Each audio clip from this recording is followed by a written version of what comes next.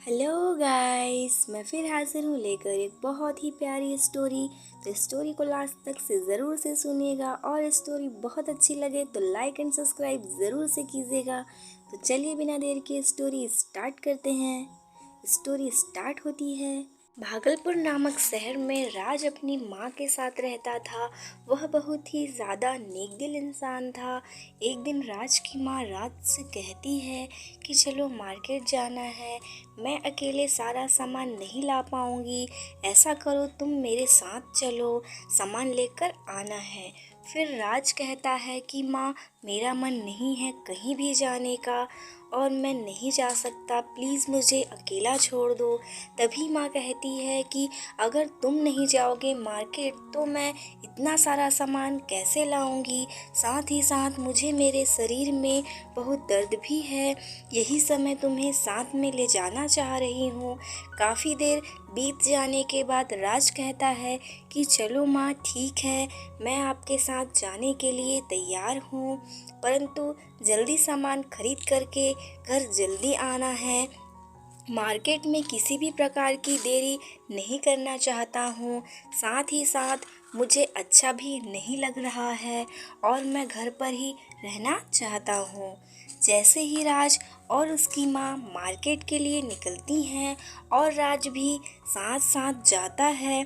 कुछ दूर जाने के बाद राज के मोबाइल में एक फ़ोन आता है और राज कहता है कि तुम इतने दिन से कहाँ थे, तुम्हारा कभी फ़ोन नहीं आ रहा था, आज अचानक से मेरी याद कैसे आ गई।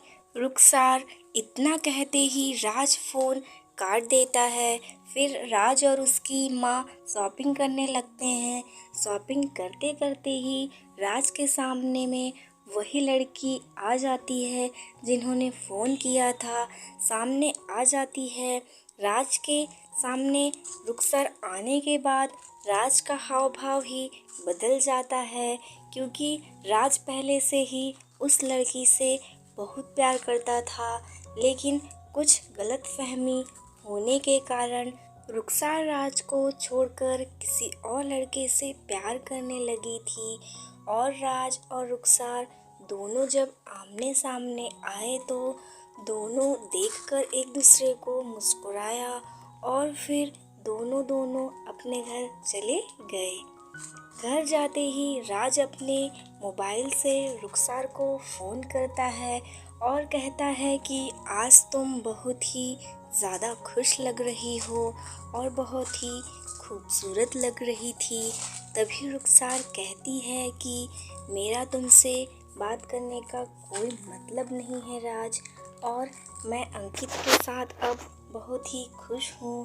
तभी राज कहता है कि अच्छी बात है, तुम अपनी ज़िंदगी में तुम्हारी मर्ज़ी से जैसे तुम भी हो, लेकिन मैं अभी भी तुमसे बहुत प्यार करता हूँ और सदा करता रहूँगा। फिर रुखसार कहती है कि तुम मेरे पास फ़ोन क्यों करते हो, हमको तुमसे कोई काम नहीं है, मैं अपनी ज़िंदगी में अंकित के साथ बहुत ज़्यादा सुखी हूँ और खुश रहती हूँ। उसके बाद राज निराश होकर फ़ोन काट देता है और सोने के लिए अपने घर चला जाता है। अंकित रुखसार का वर्तमान का बॉयफ्रेंड था। वह हमेशा से मतलब कि हर रोज़ वही रुखसार के पास फ़ोन किया करता था और सारी प्रकार की बातें किया करता था तथा शादी के करने के लिए भी वादा किया था। अंकित एक प्रकार का शक करने वाला लड़का था। वह रुखसार को हमेशा फ़ोन करके कहा करता था कि तुम कहाँ जाती हो, कहाँ आती हो, तुम्हारा फ़ोन इतना बिज़ी क्यों रहता है, इत्यादि। इन बातों को सुनकर रुखसार भी कभी कभी गुस्से में आ जाती थी और कहती थी कि मेरी फैमिली है, मेरे मम्मी पापा हैं, मेरे दोस्त यार हैं, मैं उन सभी से भी बात करती हूँ। एक बार रुखसार किसी पार्टी में गई हुई थी और अंकित फ़ोन करे जा रहा था। उसे मोबाइल में साउंड बहुत तेज होने की वजह से उसका फ़ोन फ़ोन की रिंग नहीं सुनाई दे रही थी और जब वह बाहर निकला तो देखा कि उनके फ़ोन में बहुत सारा मिस कॉल है।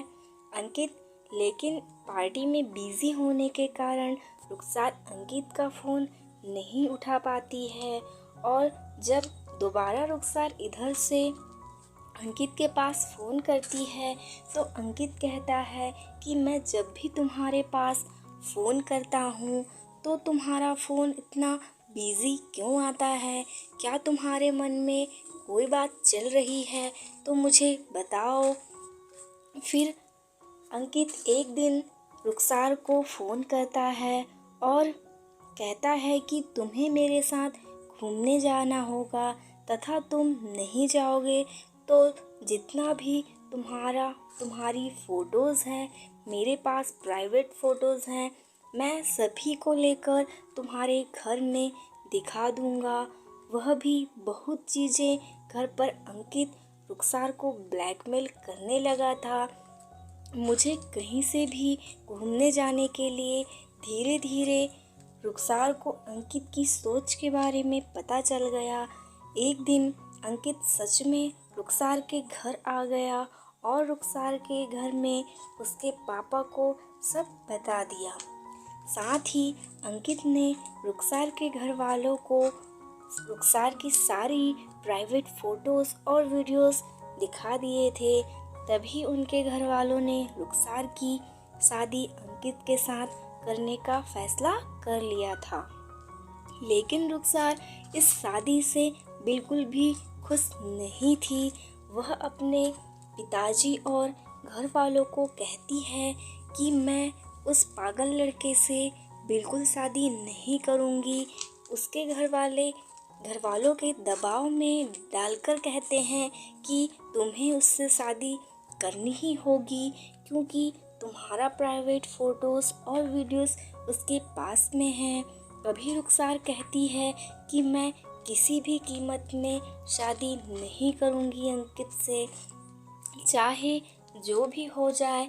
सभी घर वाले कहते हैं कि तुम्हारे सभी प्राइवेट फ़ोटो उसके पास हैं, अगर वह सोशल मीडिया पर डाल दिया तो तुम्हारी बहुत बदनामी होगी, तो तुम्हारी शादी फिर कहाँ से उससे किसी और से हो पाएगी।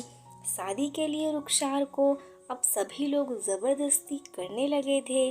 उसके घर वाले जब उन दोनों की ज़बरदस्ती शादी हो रही थी तो रुखसार की सहेली सारी बात जाकर रुखसार के पहले बॉयफ्रेंड को बता देती है। कुछ ही देर बाद राज वही जगह पर पहुंच जाता है और पूछता है ये सब क्या चल रहा है रुखसार के साथ। तभी रुखसार के घर वाले सारी बात राज को बता देते हैं। लेकिन राज रुखसार से बहुत ही ज़्यादा प्यार करता था, इसी कारण से राज तुरंत ही शादी के लिए राजी हो जाता है और कहता है कि अगर कोई नहीं करेगा शादी तो मैं रुखसार से शादी करने के लिए तैयार हूँ। यह सुनकर के रुखसार के तन मन में जान आ गई। वह मुस्कुराई और जल्दी से जाकर राज से लिपट गई, गले लग गई। अब राज भी बहुत खुश था क्योंकि राज ने पुलिस थाने में अंकित के खिलाफ FIR लिखवा दिया था।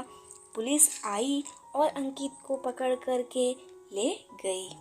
फिर उसके बाद से अंकित अब तक जेल में हवा खा रहा था।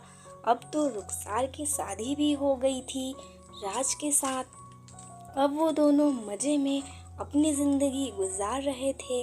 इसीलिए कहा जाता है कि हमेशा सभी के साथ अच्छा करो, नहीं तो ऊपर वाला किसी के साथ अच्छा करता है और किसी के साथ बुरा करता है। जो जिसके साथ में जैसा करता है उसे वैसा ही फल मिलता है। सो फ्रेंड्स, आप लोगों को ये स्टोरी कैसी लगी हमें कमेंट करके ज़रूर से बताइएगा। और स्टोरी बहुत अच्छी लगी हो तो लाइक एंड सब्सक्राइब ज़रूर से कीजिएगा। हम आप लोगों के लिए ऐसे स्टोरीज लाते रहते हैं। तब तक के लिए स्टे कनेक्टेड। जय भारत, बाय बाय।